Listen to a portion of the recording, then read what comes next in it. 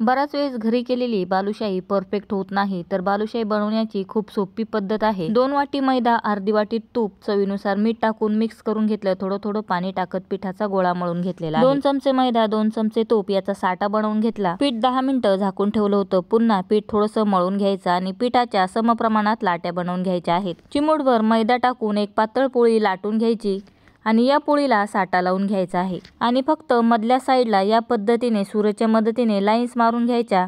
कडा कापायच्या नाहीत, फक्त मध्ये कट करायचं आणि या पद्धतीने रोल करत बालुशाहीचा एंडचा भाग टक करून घ्यायचा आहे आणि हलकसं वरच्या साईडने लाटणं फिरवून घ्यायचं आहे। हलक्याशा गरम तेलामध्ये बालुशाही टाकायची आणि चांगला गोल्डन ब्राऊन कलर येईपर्यंत बालुशाही तळून घ्यायची आहे। अतिशय खुसखुशीत बालुशाही तयार झालेली आहे। 1 कप साखर, अर्धा कप पाणी टाकून थोडीशी चिकट अशी चासणी बनवून घेतली आणि 2 मिनिटं त्यात बालुशाही टाकून लगेच बाहेर काढून घेतली। खुसखुशीत बालुशाही